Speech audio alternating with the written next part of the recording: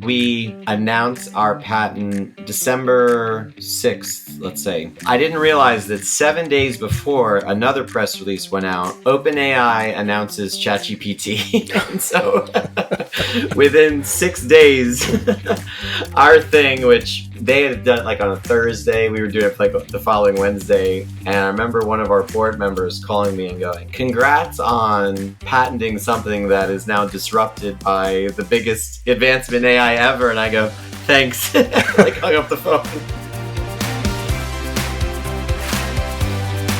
Welcome to From the Ground Up, the podcast where we delve deep into the inspiring stories of entrepreneurs and their journey to build successful startups. I'm your host, Jake Aaron Villarreal, and in each episode, I sit down with the founders to learn about their experiences, the challenges they faced, the lessons they've learned, and the insights they've gained while turning their dreams into reality. Today, we welcome Donny White, the CEO of Satisfi Labs, to our podcast. Danny spent 14 years at Bloomberg and then caught the startup bug. Listen to this fascinating story of how going to a New York Mets game led to getting funded by Google and the MLB. And learn how creating general AI assistants is helping drive better on-site experiences for fans and profits for sports teams. Stay tuned as we uncover Donny's incredible journey at Satisfi Labs as an AI startup CEO and the path they're carving out in the sports and tourist industry. Don, welcome to the show. Great. By the way, you have the best podcast voice I've ever heard. And I've been on many. This is a treat. Well, thanks. I've interviewed 20,000 people, not for podcast reasons, but just in general. And I think it's, I don't know, maybe some of that rubbed off some way, but happy to have you join us here. And I want to dive in a little bit about you. We're going to talk a lot about your company, the problem you solve, the industry you're in, the growth, and there's all sorts of breakthroughs right now in AI, which is the platform that you've built. And we'll kind of talk through how you play in the space of AI that so many of us are now learning about, and you've been there for years. So it'll be really exciting to hear where you've been, where you're going. Before we do that, though, let's dive into you a little bit. Don, where are you from originally? Where'd you grow up? I grew up in Brooklyn. My father was a pastor. My mother was a teacher. We moved to New York when I was 5 years old and literally went to a couple of different schools. I went to 3 schools between like 3rd grade and 8th grade. And I had a great time on the streets of Brooklyn, both in Brownsville, if anyone's from New York, East New York, which is an interesting place to grow up. And then I ended up in Bay Ridge after that, which is the opposite end of Brooklyn. Got it. Great. I spent 5 years in New York City, but Brooklyn is a great place. Love it. When you were there growing up, a lot of entrepreneurial ideas come out of the city and that Brooklyn. What was your very first job growing up that you can recall? I worked at a pharmacy, and I started so I was in the drug business. Is the short answer to that. I started literally delivering them on my bike, mostly to senior citizens, and then I got promoted to actually count the pills. So I actually have seen pharmacists to this day. You dump the pills out on a little plastic thing and you take a little metal thing and 5, 10, 12, 14. Literally, I counted pills for a couple hours every day and thought it was the coolest job ever. Wow. How old were you when you were doing that? 16, working papers age. My parents were like, "You want money? Go make it." And so that was job one. Yeah, it's interesting.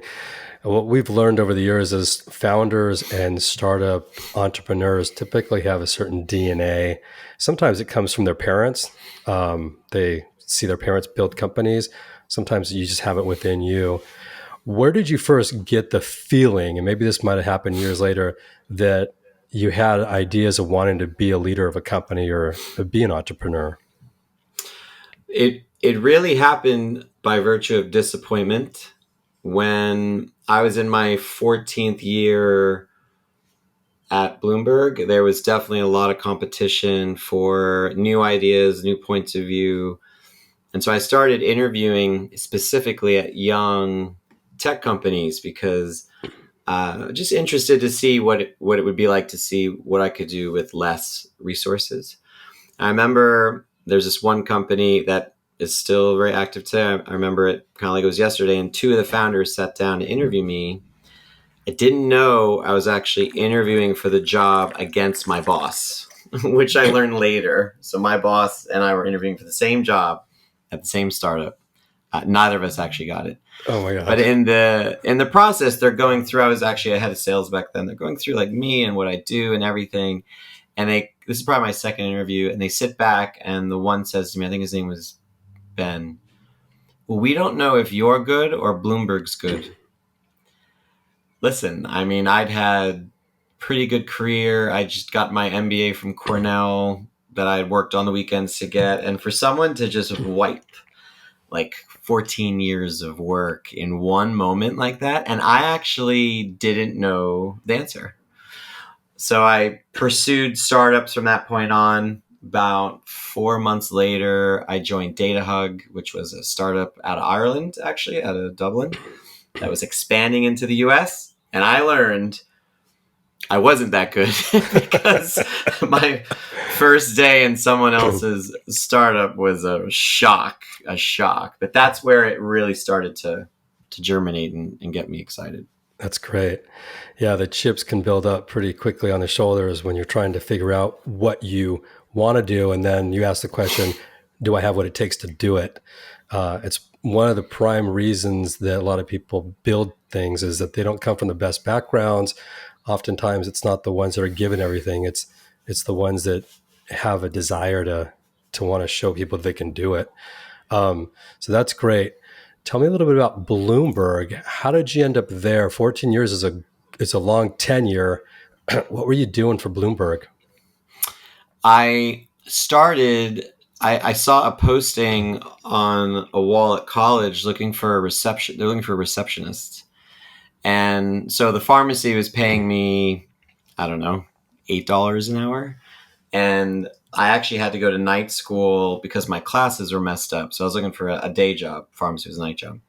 And for $10 an hour, you could answer 120 phone calls a day. I said, for $10 an hour, I'll do whatever. And when I walked in the door into like a part-time job, they called an internship, although it was during school. I went to school at night. They were like, do you want to learn tech, like networking? I'm like, listen, for $10 an hour, I'll learn any language you want and anything you want. And so I just picked up the tech pretty quick, and I went full time at 19. I actually went full time at Bloomberg and went to college at night until I graduated. Wow. So that was during school. And then you continued there. Did you change into different roles at Bloomberg? Yeah, actually, the day I graduated undergrad, they promoted me to team leader. So I had my first team at 21 in the tech support department. And then I moved into regional ops management. And then I got recruited to run the department I started in when I was 25. And then a couple of years later, I got recruited into product management and became the head of product. And then a couple of years after that, I was frustrated with sales. So I became the head of sales, which was the CEO's idea of, I don't know, put your money where your mouth is kind of a vibe. And my boss back then was a man named Ken Napolitano, who tremendous chief sales officer even right now. And so I learned a lot from him about how to be a head of sales. And then that was years after that, I ended up leaving. But yeah, to operations, product, and sales, having that experience did give me a lot of confidence in a startup that wasn't a one-trick pony, if you will. So when the ops person had an issue in our company, okay, well, I've done a part of this, or I've been on an implementation team, I've been on a customer service team, I've been on a product team. So I did get to move around, which I encourage people to do before they go to startups. Find out if you can get a lot of experience in a couple areas before just trying to be great at one. Yeah, that's great. Sounds like you covered a lot of the processes within a company, but doing it at a big enterprise company. Now, for Bloomberg, I know they have a few different divisions and entities. What were you in a specific area within Bloomberg? What was your What was the main focus? Because I know the company is an Huge. enterprise. Yeah. I started in the core product, which is number one in market data for sure. I then transitioned into the equity, or actually the electronic brokerage division. So that my background became trading products and electronic trading technologies, algorithmic trading. So that was actually cool too, to go from a pure data SaaS product to a trading brokerage product where one has a subscription, the other has trading volume as payment, paid on commission. So every day starts at zero. So sometimes when people talk about sales backgrounds, I'm like, imagine every day was zero, and the sale you made yesterday could not be counted today because each day is a sale. No one's ever asked me that. That's an important nuance to my background. Yeah, that's great. Companies have different ways of building revenue and exploring, expanding their business. But I like the fact that you've got a lot of parts of a business kind of embedded in your background before you went out and started to launch, your own company. Now, when you left Bloomberg, what was the idea behind what you started? And is Satisfi Labs the first company you built coming out of Bloomberg? Walk me through that. Well, I went to Data Hub was my stop in between because I was looking Oh, that was for okay. a startup that had a product market fit in actually an international country that wanted to expand to the US market. That was the profile specifically. So I could be part of the build, at least from a region/geography standpoint, but not part of the like build from zero. So I thought that was the right thing. And I'd happen to meet the team and got connected to them, and we just hit it off. And to this day, I still love all of them. Like, I don't know if you never forget your first startup. Yeah. And I ended up being VP of sales there. And as they were actually transitioning from their headquarters in New York to San Francisco, I had a decision to make. And since I had 3 kids at the time and a house in Long Island, and they were moving to San Francisco, my wife's like, well, are we moving too? And I'm like, hey, what's the reload package? And they go, it's called Meet Us There. And I go, okay, fair enough. Fair enough. That's the package. But, the actual original investors, some of the investors that helped us fund Satisfi, were looking to build a team. And so I got recruited, kind of like I tell people it's like a boy band back in the day. I'm old. I'm in my 40s. So back in the day, like these boy bands where they'd find one and then find another and then find another. So I was one, and Randy, my co-founder, was one of the other lead vocalists. And so we got together with some people that wanted to put some cash into something, and ended up forming this business that is now in its 7th year. That's great. So you were recruited to be part of a company that now is got funded, has got really good partners backing you, and you've brought a product to market that we'll dive into. Let me, I guess, start off a little bit with the company itself and the problem you're solving. In AI, there's a lot of, messaging going around. It sounds like you were there before a lot of other companies were.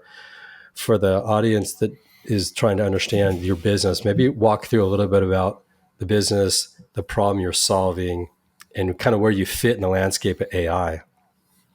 Yeah, the thing that Randy and I used to talk about is how search data was pretty limited to what we call like top-down discovery. So most of Google search bar experiences were like, hey, what should I eat tonight? I'm looking for Chinese. Or, hey, what's going on tonight? Or, when are the Mets playing? Like all these ideas to then generate your journey. But once you're there, how do you search a location? That was our original idea. So we pitched an idea to Major League Baseball, and we were sitting around like, hey, wouldn't you like to know kind of what your fans would do, would buy, or trying to do when there's 40,000 in a stadium? how would the staff even, are they recording all the things they're saying to people? No. So we pitched it as a data play, having both, he worked at CIBC, so we both had like a finance tilt on data. And Major League Baseball, or actually the Mets, said, yeah, we'll try it. And the first night or second night, we were looking at the data, and it was kind of boring. Like, hey, where's the bathroom? Actually, isn't that hard to find? And where's parking? And so my partner said, we said, let's go to the game tonight. And so he goes, do you know they have bacon on a stick there? And I'm like, oh my God, no, but we're totally getting that. And I said, how would we know that if you didn't happen to like be studying the thing? Because we're making this trip to, make our product better. And so we changed the format of the search tool and made a suggested search at the top that said, how do I get bacon on a stick? And it was like, kaboom.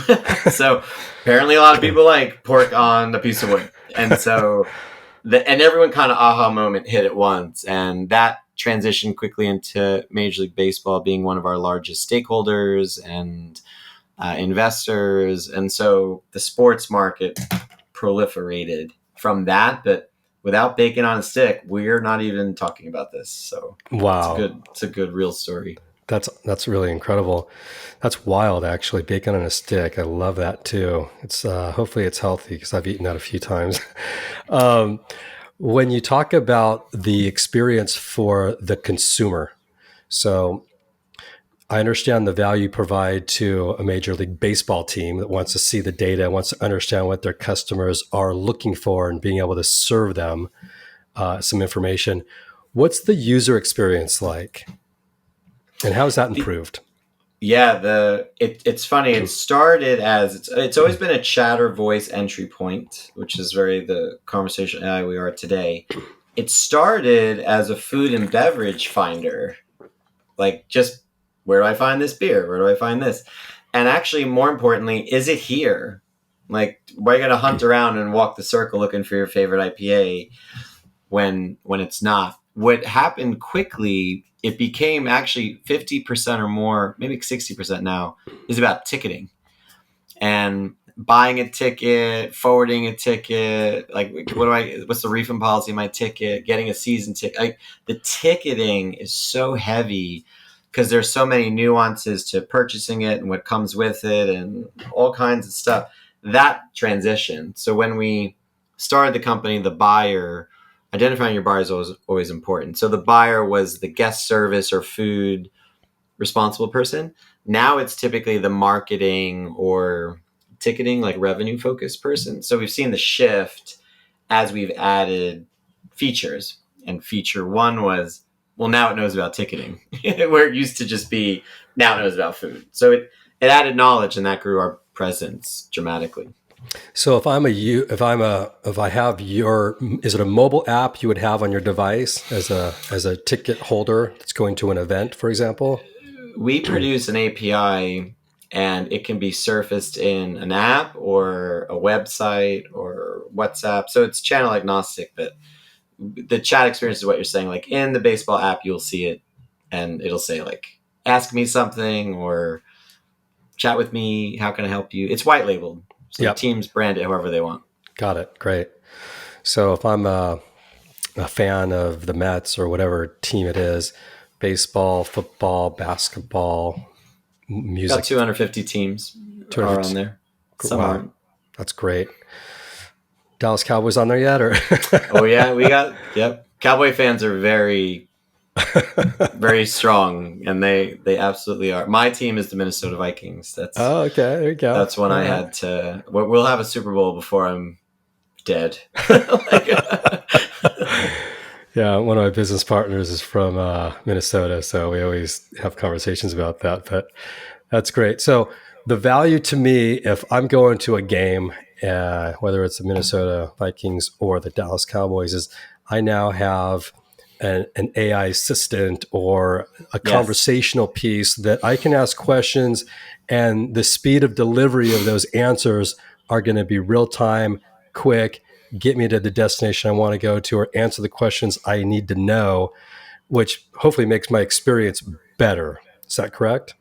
Yeah, it makes your experience better. And now the team knows how to optimize your experience or the aggregation of experiences in the future. Like we saw, one team saw that their fan base actually had a higher sensitivity to gluten than they had anticipated, not because they saw sales necessarily potentially go down. They might have seen that as well, but the amount of questions about gluten sensitive foods was much more than the average. Because one of the things that we do is do a lot of peer analysis. So your people like ice cream, but this crew likes frozen yogurt. So it does both ways. So your questions will impact the places you like to go, at least understanding at aggregate how to change. And we've seen that multiple times. That's great. Looking at your platform and the technology you've created, has that been something you've built on your own? Have you partnered with companies to build out what you have today? What's that look like? I have a great story about this. We did build it ourselves. We built our own NLP engine, and then we built a new one, which we patented. Took us, I don't know, months to write all the patent stuff and file the stuff. And so we announced our patent December 6th, let's say, 2022. It's called Context NLP and Context Response System. So that was patents, da, da, da. Well, when you do PR stuff, you kind of file the date you're going to PR like 2 weeks, or they got to give people heads up and all this stuff. So our date, for whatever reason, was on that day. I didn't realize that 7 days before, another press release went out. OpenAI announces ChatGPT, and so within 6 days, our thing, which they had done like on a Thursday, we were doing it for like the following Wednesday. And I remember one of our board members calling me and going, "Congrats on patenting something that is now disrupted by the biggest advancement in AI ever." And I go, "Thanks." Like hung up the phone. But the good news is when we patented our stuff, and any entrepreneur listening will know that you don't always know what's valuable. Like you might think something's valuable, and we had thought this intent detection thing we built would change a lot of the NLP game. There's another thing that we had designed, which was less important to us, which was how to surface the right answer to the fan or user, which actually plays into our LLM integration super well. It wasn't necessarily designed for it. I would have bought stock and I would become an investor in OpenAI with Elon, but it actually plays super well, not accidentally, but not by design, if that makes sense. Somewhere in between. So if you're on the outside looking in as an engineer and understands what OpenAI has created with ChatGPT and the natural language model, where essentially it scraped the internet and you now can look at this model that's trained data, that the responses are very quick. They seem to provide some context to what you're looking for, not go into Google.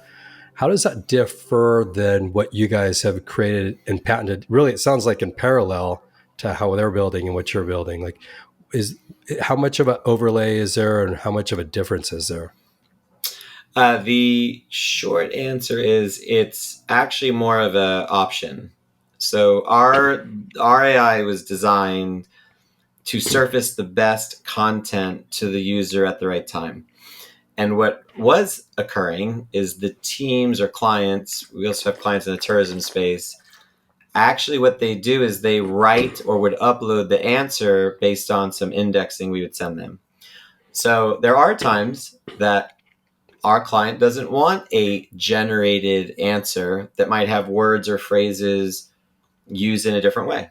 Or there's a great example of one of the clients who, if you ask the stadium, "Hey, can I bring a bag?" They go, "Bags are not allowed here. The exceptions are bags that are 5x9." So it's a whole TLDR thing. Like, bags are not allowed here. Oh, you can't bring a bag. And then if you read down, exceptions are 5x9. Well, if you take the same content and ask a ChatGPT, it'll say 5x9 bags are allowed. So it's different. Like there are times, so where our technology really is singing well now is this verified answer concept where I go to a client and say, hey, Jake, so you could either populate the answers that mean a lot to you, that are verified by you, that you have written exactly the way you want, or you could allow an LLM to generate an answer on this content. Our AI is making the choice, and this is patent pending, of which to show when and how to present it. So it's actually an elevation for us, but it's not competitive that we see. Got it. That's great. It's a tool. Just the fact that you have AI, and I think companies look at that in any way that they can take advantage of it without having to build it. Where do you see the growth in the company today? You're in sports tech, you're working with lots of teams in various leagues. Where do you see the business going? It's in the U.S. Is it international yet? It's U.S. expansion to tourism, so attractions, city destinations like visit Las Vegas, visit New York, visit Austin. So this concept of like almost like a smart city search is actually very growing a lot right now. Internationally, yeah, like Premiership Rugby. I've learned a lot about rugby recently, so I know what a scrum is, kind of, and what happens in there.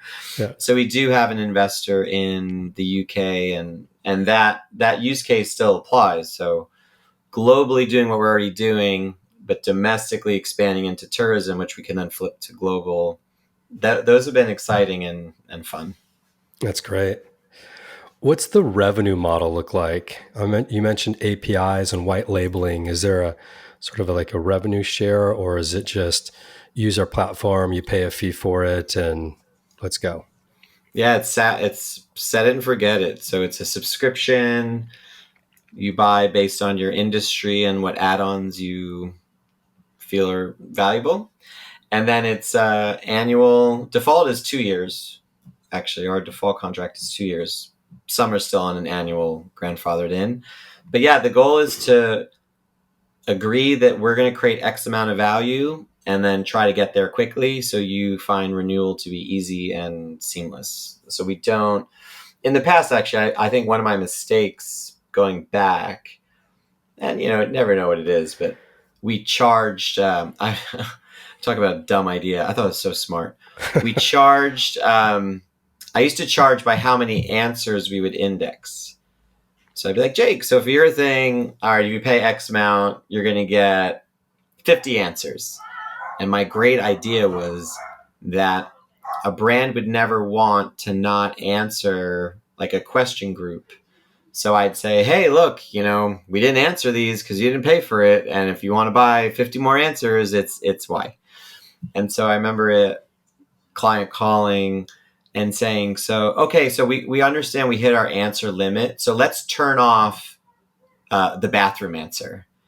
And I go, but a lot of people ask like where the bathroom is or where Wi-Fi is. They go, yeah, but they'll figure it out. So we want to replace that. And so they started like horse trading answers, and it just blew up in my face. So we had to kill that, because a lesson I learned is don't make your pricing in a way that motivates your client to make your product look worse. And so by me charging by answers, I was actually making it look dumber. And so the client was not incentivized. So then we said, you can have as many answers as you want. Let's just charge more for features.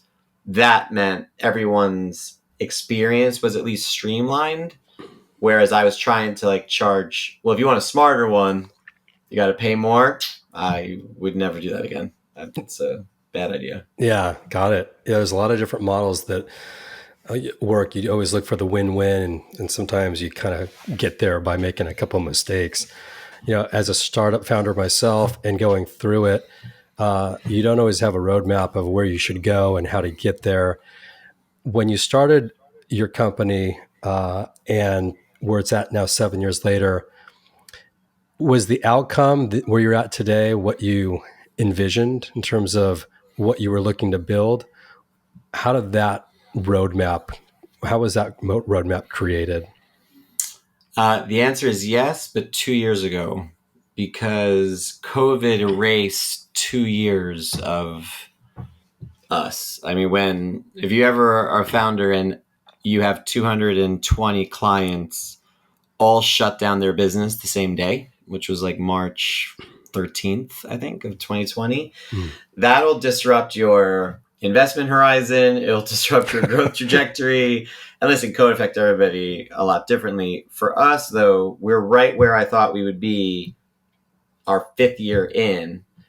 And this 2 year detour, I say, even though it started to taper off the last 3 months, but we had to redo the growth because we had to come back.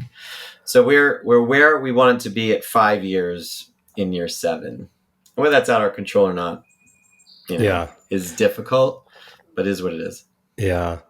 What a crazy world. I mean, that had a negative and a positive for a lot of companies, depending on what the sector you were in.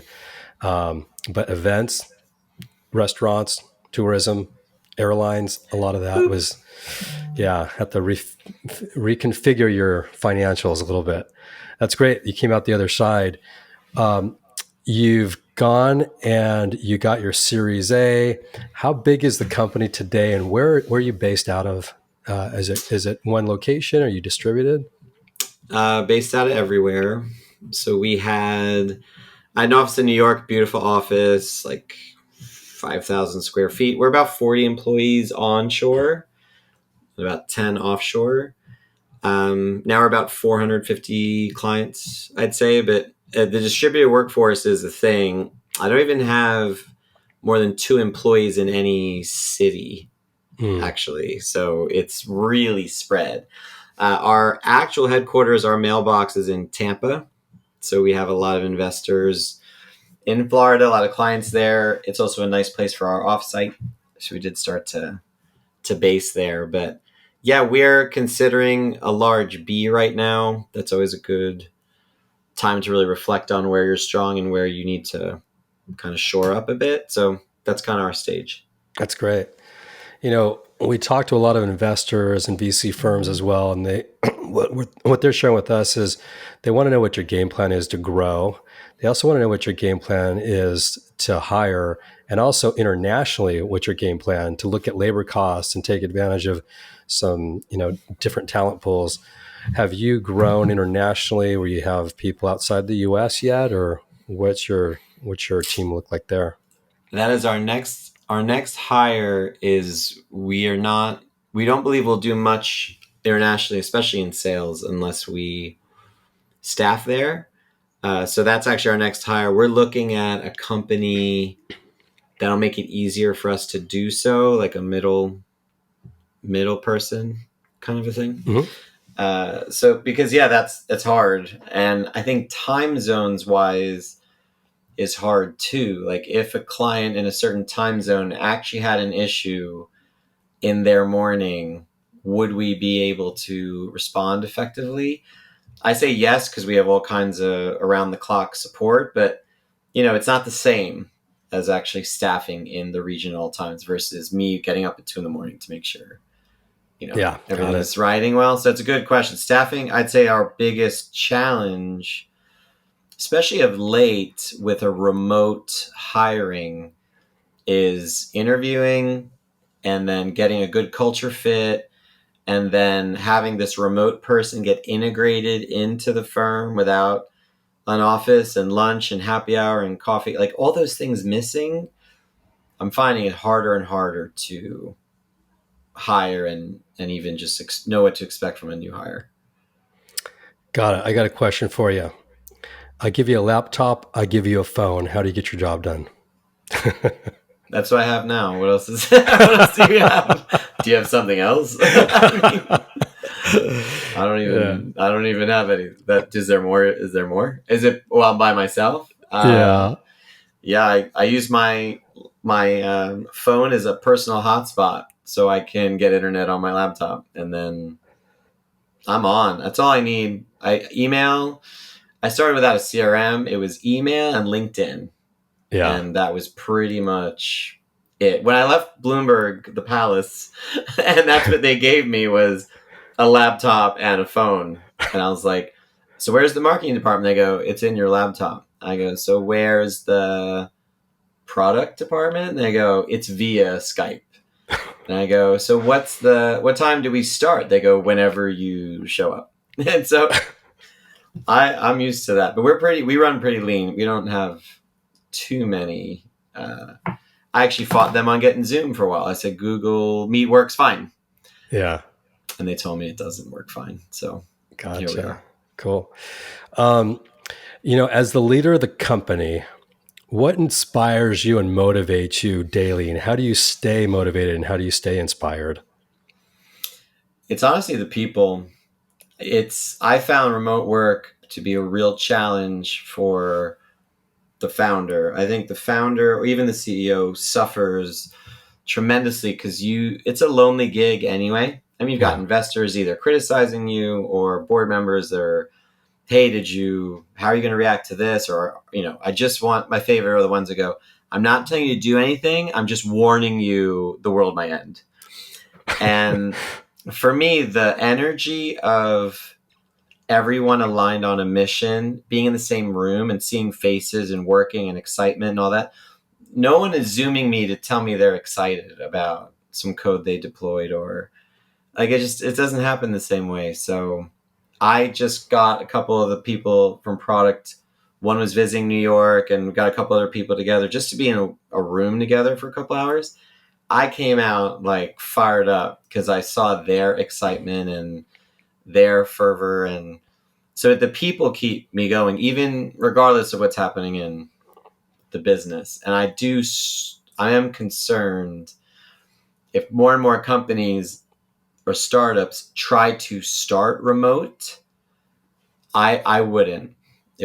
When I start my next one, there will be an office and a local team and maybe it expands, but I don't know how you get that from a fully remote start. People could do it and that's just not me, but yeah, it's hard. There's a lot you can get it just energy wise from your team and the little things that keep you excited and the little learnings that you can get by being in the same room, which you don't always get when you're on a Zoom call. We're seeing the trends of, it was remote only because you had to, and then the hybrid models come back more and more. And, I think in the next 12 to 24 months, it's probably going to be more on site. Just to collaborate more and get more done in some capacity. I know Facebook came out with some report that they felt like on the percentage wise, people together were a lot more productive than apart. So we'll see what happens. But that's great to know you've kind of been able to get through the tough times. What's been an area within the company that you felt was a really tough challenge to figure out and get through, aside from COVID? That was probably the hardest, but like, what was there any one area that you had to kind of pivot or change or figure out how to do something different that now you're much more successful because of? One is product. I mean, I was ahead of product. My co-founder runs product. We did something unconventional, and I think that's the answer.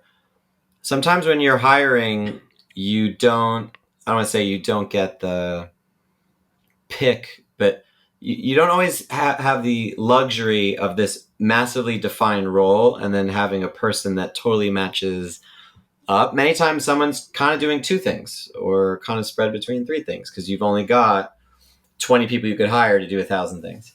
So we had what you consider a normal structure, which is an operations department, ops, and a product department. And what was happening is the lines were starting to blur where ops is like, well, product gave me something that's not really easy for me to install, blah, blah, blah. And product would be like, well, no, we gave you exactly what you need to. You guys just aren't doing it the right way. And so there was a lot of friction between product development and then customer implementation and we'll call it customer acceptance. And so I was like, well, how long are we going to have this fight? How about this? So we're going to make one group called product, and it'll have three divisions: product support, product implementation and product management, and you all report to this person. So from ideation to client delivery, it's all your problem. And so I do like that now things are moving, but we had stalled heavily. And then secondarily, we had one sales team going after all markets, sports, entertainment, and tourism. And so for whatever reason, the sports market continued to grow, and then the tourism market was always like a hobby. Because some people think it's cooler to sell to the Lakers than an aquarium. Yeah. I don't know. Some people might think that. There are other people that think the aquarium is way cooler than Lakers. But we had a lot of sports people, and by splitting the sales team by market, and I have a sports entertainment team and I have a tourism team. The tourism team doesn't really care about the Lakers, let's say, and that's but they love attractions and theme parks and so splitting the sales team, massive improvement. That and the product ops merge has been fantastic. Wish I'd done it sooner. Yeah, that's great. Good lesson. Disney is a huge company. Have you worked with them? Are you working with them? Do they have their own solution? I have met with them many times. We have a couple things like we're engaged on concepts, ideas, but I haven't deployed anything there. Honestly, you know what? Candidly, even if I did, I couldn't tell you. Yeah. they're the people. One of the people we do work with in that space, I'm also on like strict restrictions on, but there's another company like that services a similar thing that is a great client, and I'm just like boxed in on my PR for them. But yes, not that many of them. A lot of rides out there. Yeah, got it. That's great. Yeah, they're not too far from where we are in California. So I'm not saying anything. If you're listening, I was quiet. There you go. I love it. You got your MBA from Cornell, and for those that don't have an MBA from an Ivy League school, what is it that you learned there that you've been able to apply, if anything, to a startup? The reason I went for it is my boss at Bloomberg had one, and I asked him, what does it do for you? I could read those books. He goes, it makes you think different. It makes you think different. And the one thing I think it has done, it has given me a confidence of how to approach problem solving that sometimes is the edge. Yeah. And what I tell my employees when they ask me is, should I go get one? I actually tell them no. It's funny. Like, I'm like half a hypocrite. I go, because I actually think startup experience with the right leadership, I'm not saying I'm the right leadership, but good leadership and a startup, you'll learn more than 2 years of an academic approach. Like if someone's out there and says, I can't believe you're saying that, I'm just telling you that I have people that are in their mid-20s that are applying very complex business strategies today that are learning on the ground by building.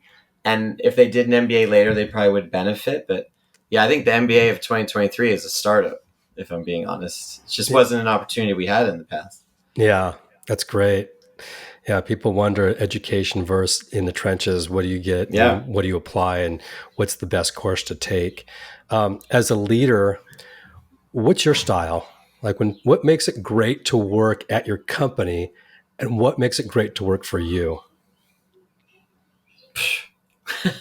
Ask them. Only thing I do is I believe in servant leadership. I like to get into it. Like if I'll sell any contract size, 1K to $1 million. Like I'm on any call I need to be on. If anything, I get criticized for being too accessible. It's funny. The employees gave me an award in this last offsite. I actually was looking at it yesterday, the Selflessness Award. And we have a bunch of culture pillars on our website. Selflessness is one of them, and quality and boldness. And they voted anonymously, and I thought it was set up but I don't know how they would have put it together. So they said I was the most accessible and the fastest to respond to a Slack. that, because I feel their time, that they've committed time to what we're trying to do or what I'm trying to do, their time is more valuable than my time. And I think that's the reverse of maybe how we grow up in some orgs. Well, the CEO's time, don't bother him or her. They're so busy thinking strategically. I'm like, listen, I'm not more busy than you. So I'm here. That's what I hope people just enjoy, the being in the trenches kind of your reference. Maybe I should be higher up doing cool visionary things. I always ask people, I have a CEO friend who wrote a white paper how from 10 to 1 is his vision thinking time. And I go, what are you doing? Like you're sitting there like coming up with this thing. I'm probably writing a email to someone or working on a new code thing. I don't know what visionary thinking is. Maybe I should do more of it, but I'm in there. And if I'm not in there, then I don't know what my role is sometimes.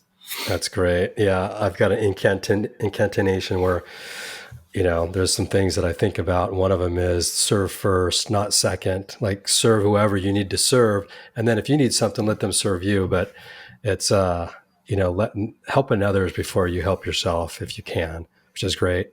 Um, your culture, I know, is important for a lot of companies. We talk to them, we ask them what your culture is like, diversity wise, people wise. What's the vibe like for you? What explain your culture? What do you believe it is? Authentic is the number one word. We do promote diversity wherever possible. I think it's more natural. I wouldn't say there's like it's something that's, I guess, more top of mind, but we've just seen like our interns turn into managers, and our top, engineer is this amazing woman who has grown up with us and recruited others. So we're very focused on trying to create as many opportunities for as many points of view as possible. That's also just a balance of, you have so many limited positions that you're also, something that we've even talked about, how do you find the best person available, but how to look at the largest network of points of view as possible so that you're giving everyone an opportunity. But authenticity for us is far and away number one. And honestly, that selflessness, we got no time for egos. Like no one wins for trying to self-promote. No one wins for putting someone else down. And we have fun. Like I think what's cool is the offsite. Someone recently joined the company at an offsite and said, I can't believe you don't have any clicks. Like there's not, sometimes at offsites or companies, this crew goes to this bar or this crew, and the mixing and I had a speech once when we were young, we're a team, not a family.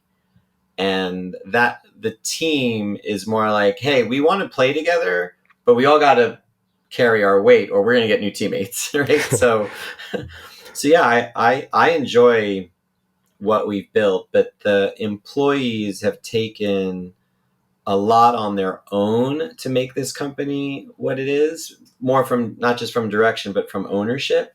Our retention's really high. Like I still have employee number 1, 2, 3, 5, 8, 9, 10, 12. Like the core group is stuck together, and that I think is what makes it special. That's great. I love that. This is a really simple question, but I'm just going to ask you. Feel free not to answer it if you don't want to. What do you really want from this company? Return on investment to my investors. It is one of my mentors told me very early on, if you never lose sight of the goal and what is successful by measure of your investors, you will be fine. So I look at my investors and I look at employees as shareholders. Those are the bosses. So I am not solving world hunger. I don't have a nonprofit mission. So return on investment for my investors, which might mean not raising more money than we need or not pushing a valuation artificially where I can't actually see the exit of that number. So it's ROI for the employees and for the investors. That's it. I don't even have a second. That's great. I love that. You're very specific and you're decisive on that, which I'm sure your investors are going to love because it looks like you're in a space that's got a ton of upside. Your career and your journey where you're at as a startup is amazing. I love the space you're in. What can you share with other founders that are thinking about starting a company, that are in a company that they're trying to scale or build? What advice would you share with them if they're trying to start a company today in today's market? Write down where you want to be a year from like whenever now is, because I wrote a lot down and it enabled me to look back and see where I messed up or why I didn't get there or why we did get there or partially there. So I found some people just kind of go with the flow. And I actually wrote a lot of things about where I wanted to be in 2 years and 3 years so I could look back and criticize myself. So like writing things down hasn't been commonplace, but writing it down and then finally, I think at some point I hired a lot of people and then made them fit. Although I believe people can do more than one thing, I think it's actually better to start with what skills and talent you need and then fulfill it. Not roles, skills and talent. Sometimes in a startup, you're like, I'll take whoever will come work here and we'll like figure you out. Skills, talent first, and then people that fit that. That would be my best advice when I do this again. Perfect. I love it. Well, Don, thanks for joining here today. Appreciate your time. You've got a great path ahead of you. Love to have you come back, give us an update at some point. Until the next time, thank you, and we'll keep plugging away.